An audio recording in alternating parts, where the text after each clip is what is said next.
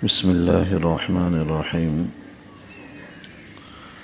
وعن نافع أن رجلا أتى ابن عمر رضي الله تعالى عنهما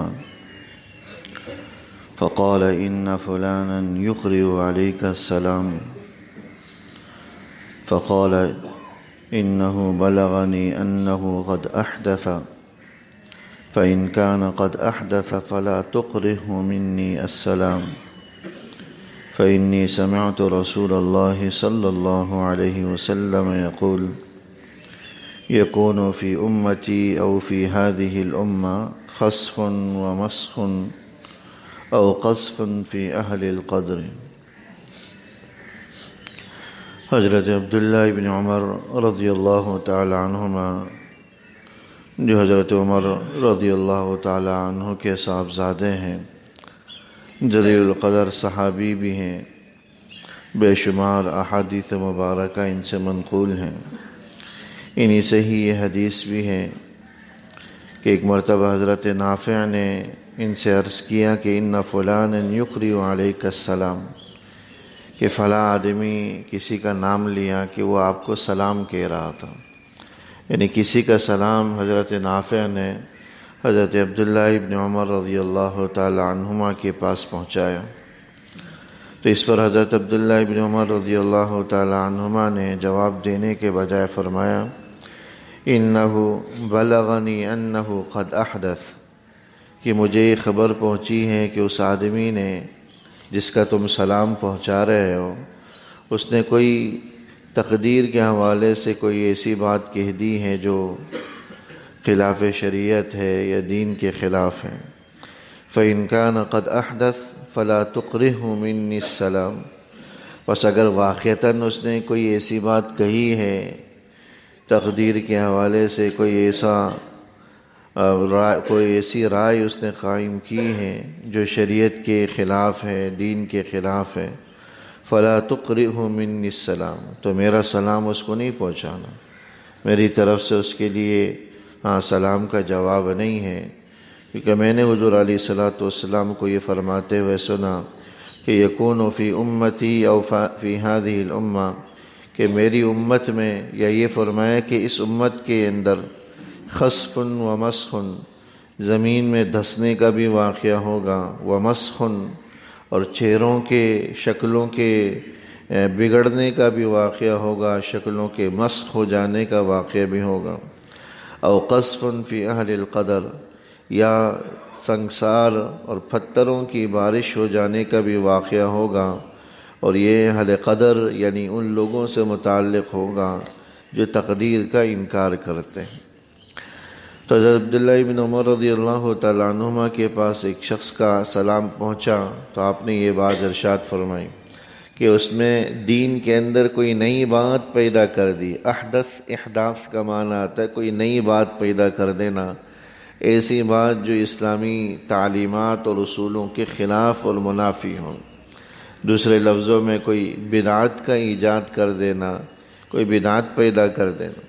تو فرمایا کہ بھئی میں نے سنا ہے کہ اس آدمی نے کوئی نئی بات ایجاد کر دی ہے، کوئی نئی بدعت پیدا کر دی، اگر واقعتاً ایسا ہے تو اسے میرے سلام کا، تو اس کے سلام کا جواب نہیں پہنچانا، اور نہیں میری طرف سے اس کو سلام پہنچانا۔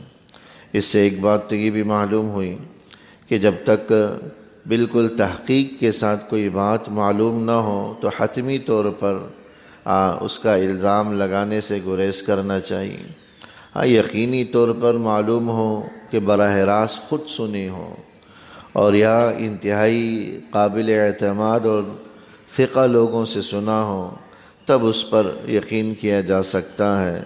صرف سنی سنائی باتوں کو حتمی طور پر یا کنفرم سمجھ کر، یقینی سمجھ کر اس کو پھیلانے سے یا اس کو برحق سمجھنے سے گریز کرنا چاہیے۔ حضرت عبداللہ ابن عمر رضی اللہ تعالیٰ عنہما نے یہی کہا کہ مجھے یہ خبر پہنچی، اگر واقعتاً ایسا ہے، یہ نہیں فرمایا کہ میں نے یقینی یا حتمی طور پر جو ہے نا مجھے اس کا پتہ چل چکا ہے کہ اس نے ایک نئی بات ایجاد کر رکھی ہے۔ فرمایا کہ اگر واقعتاً ایسا ہے کہ اس نے ایسی بات پیدا کی، لہذا اگر کوئی بات یقینی اور کنفرم طور پر معلوم نہ ہو تو اس کو اس انداز سے ہی بیان کرنا چاہیے کہ اس قسم کی خبر سنی ہے، واقعتاً ایسا ہے یا نہیں ہے، اس کا ہمیں علم نہیں۔ دوسری بات جو اس سے معلوم ہوئی کہ اگر کوئی شخص ایسا ہو جو بدعات کا ایجاد کرنے والا ہو تو اس کو سلام کا جواب دینا یا اس کو سلام دینا یا اس کی عزت افزائی کرنا یہ بھی شرعاً مناسب نہیں۔ دوسرے لفظوں میں بے دین شخص، فاسق و فاجر کو عزت دینا، اعزاز و اکرام کرنا یا اس کو کوئی جو ہے اہمیت دینا، یہ بھی دین کی مزاج کے خلاف ہے۔ لہذا کوئی آدمی اگر ایسا ہے جو دین کے اندر نت نئی باتیں ایجاد کرتا ہے تو اس کو اعزاز و اکرام، اس کو سلام کرنا، اس کے سلام کا جواب دینا بھی شرعاً لازم ہے۔ حالانکہ عام حالات میں سلام کا جواب دینا یہ واجب ہے۔ کوئی آدمی سلام کرے تو سلام کرنا تو سنت ہے، لیکن اس کا جواب دینا شرعاً واجب ہو جاتا ہے، لازم ہو جاتا ہے۔ جواب نہ دینے والا گنہگار ہوتا۔ ایک آدمی اگر سلام نہ کرے تو سنت چھوٹ جائے گی، ثواب سے محروم ہو جائے گا، لیکن گناہ نہیں۔ لیکن دوسرا آدمی اگر جواب نہ دے تو جواب نہ دینے پر وہ گنہگار ہو جاتا ہے، کیونکہ شرعاً جواب دینا یہ واجب عمل ہے۔ لیکن یہاں فرمایا کہ ایسے آدمی کے لیے سلام کا جواب دینا بھی واجب نہیں ہے، ضروری نہیں ہے، بلکہ دینا بھی نہیں چاہیے تاکہ اعزاز و اکرام نہ ہو، کیونکہ عزت اکرام کا حقدار وہی ہے جو دین کو مانتا ہو۔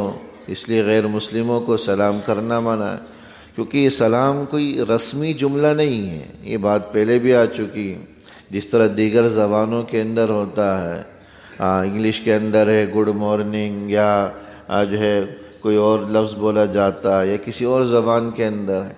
تو یہ عربی کے اندر جو سلام کا ملاقات کا جو جملہ ہے ایک دعائیہ جملہ ہے۔ السلام علیکم کا مطلب ہوتا ہے کہ تم پر اللہ کی سلامتی ہو، اور سلامتی کا حقدار وہ ہے جو اللہ اور اس کے رسول کی اطاعت کرتا ہو۔ اس دعا کا حقدار اللہ کی رحمت کا، تم پر اللہ کی رحمتیں ہوں، تم پر اللہ کی برکتیں ہوں۔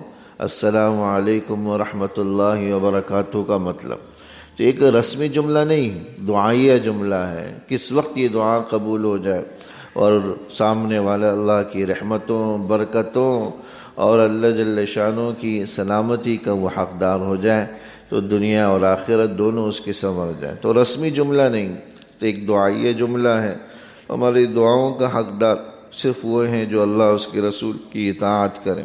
ہاں جو بے دین ہیں وہ اس بات کے حقدار ہیں کہ ان کے لیے ہدایت کی دعا کی جائے۔